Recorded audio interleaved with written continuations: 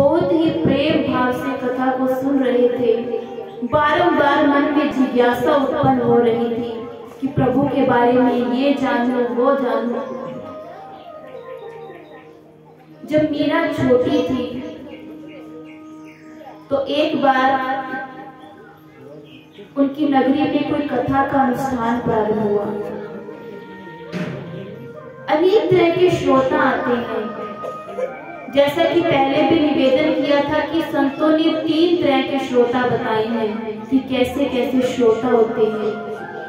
एक जो कथा को प्रेम पूर्वक बैठकर सुनते हैं, श्रद्धा से बैठकर कथा को सुनते हैं, एक वे श्रोता होते हैं। तो अनेक श्रोता आते हैं कथा को सुनने के लिए। तो ऐसे ही मीरा अपने दादा के साथ कथा में गई और कथा चल रही थी। प्रेम भाव से बैठकर अपने प्रभु की कथा को सुन रही थी। व्यास जी बता रहे कि ठाकुर जी कैसे थे, कैसी कैसी उन्होंने लीलाएं की, वर्णन किया। उसके पश्चात जैसे ही कथा का विराम हुआ, आरती हो गई, प्रसाद वितरण हुआ। अब सभी तो वहां से चले गए। तो उसी समय मीरा व्यास जी के पास आई और आकर पीछे से उनका कुर्ता पकड़ लिया। अब जैसे ही व्यास जी ने पीछे मुड़कर देखा कि एक छोटी सी लाली खड़ी है, उसने मेरा कुर्ता पकड़ लिया। तो उसी समय विचार किया कि लगता इसे प्रसाद नहीं मिला, इसीलिए यहाँ पर खड़ी है। तो उसी समय व्यास जी ने कहा कि लाली मैं तुझे भी प्रसाद देता हूँ, तो रुक।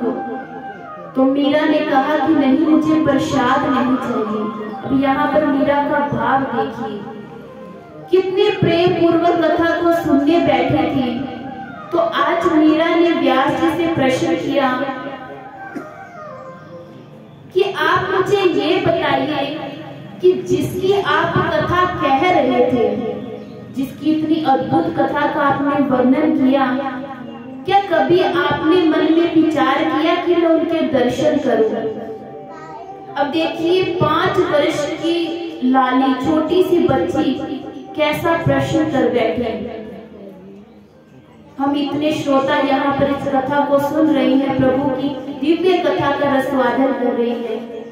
क्या कभी किसी के मन में ये विचार आया कि जिसकी हम कथा सुन रहे हैं हम उसके दर्शन करें, उनका स्वरूप कैसा होगा, उनका सौंदर्य कैसा होगा? तो मीरा 5 वर्ष